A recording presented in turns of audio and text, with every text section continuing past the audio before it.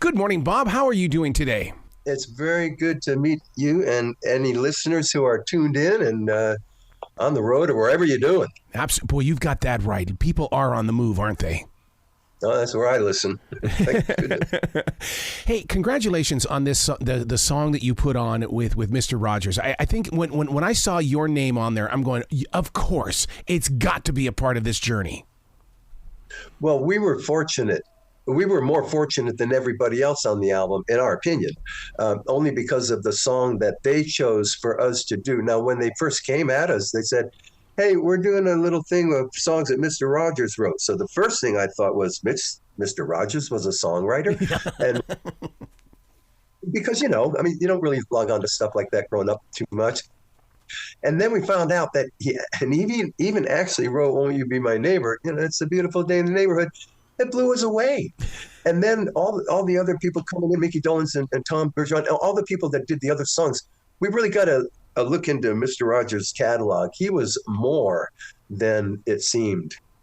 Why is it that so many writers go into hiding like that? Because, the world did not know that he was that songwriting guy. But I call them writer hiders. But have you met people like that as well, that hide their material? They don't. I don't think they're hiding it. It's not their. I don't think it's their priority. Like Mr. Rogers, his priority is the land of make-believe, the kids, the sweater, the show, the this, the that. I think to him, being a songwriter, I guess he always was, and it was not that big a deal to him. And I don't think he really wanted to make it a big deal. I don't know why. That song is terrific. And, well, look, I say we hear it. It's a soundtrack song, from one of our mornings as kids, right? Mm-hmm. So you half pay attention.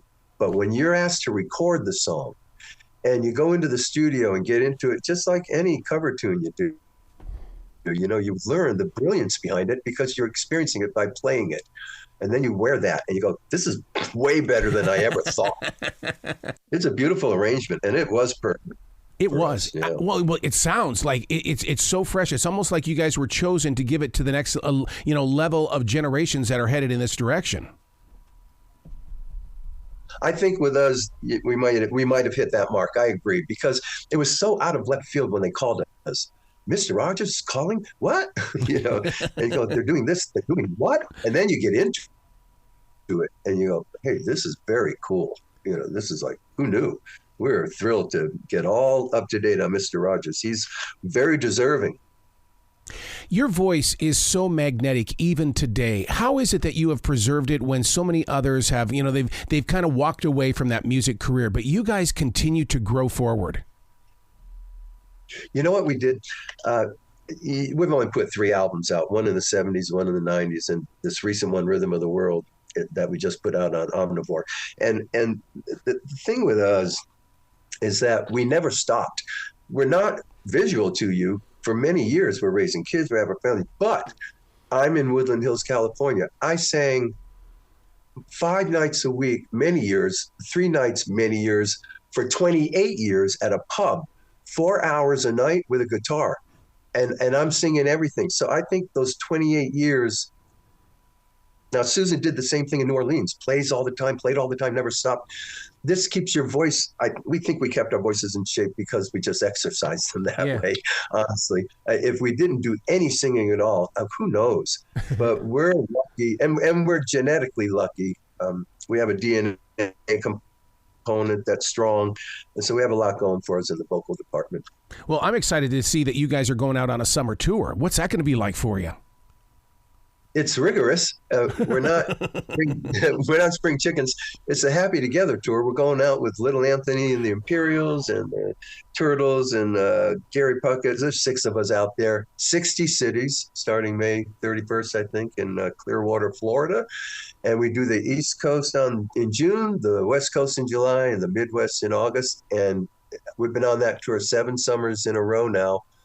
And it is a night of hits. We all do our hits. That's all they want to hear from us. The audience, that's all they want to hear. They know what they sound like. And by the way, they better sound like that. Well, because your audience, they know what those records sounded like. This is the memory they bring into the arena, is the memory of the records, not your last live performance 20 years ago. So they know what these songs are supposed to sound like. So the artists on that tour do our very level best to sound just like the recordings. I mean, the Eagles were always good at that. When you went to an Eagles concert, they didn't rewrite their songs; they just gave you what you wanted, you know, and that's a good thing to do. When they sing louder than you do at that live performance, what's that like for you? Is it? I mean, it's got to be a thrill and a chill going through your mind, body, and soul. Well, we have a really good audience always. That feeds you very well. And it's an audience that's unique in that when they come to our show, they know who we are, what we're going to play, and they're ready to love us if we do it well. And even if you don't do it well, because of your legacy that you bring to the show, they'll forgive you for that. And if you do it really, really well and extra good, they're going to go nuts because they're going, well, we didn't expect that. So it's a warm, entertaining summer of people that are just loving each other. Or as this one young stagehand said to us as we arrived one day, "Oh, are you the hippie tour?" And we said, "Yeah, all right. If you want to call us the hippie tour, go for it." Well, congratulations on the new music, the tour, as well as the Mr. Rogers theme song. I just look forward to seeing you guys live on that stage because it really is. You're right. It is a performance, but at the same time, it's a trip down our memory lane. It's a beautiful thing. Oh, it's a beautiful thing in the neighborhood. Anyway, yeah, and you got to check out Won't You Be My Neighbor. It's a pop song. Yes. It's a pop song. Who knew? And now we know. So Yeah. it's all good. Well, you be brilliant today and enjoy your conversations with all of the talent around the nation, okay? Thank you. Thank you very much. It's wonderful visiting.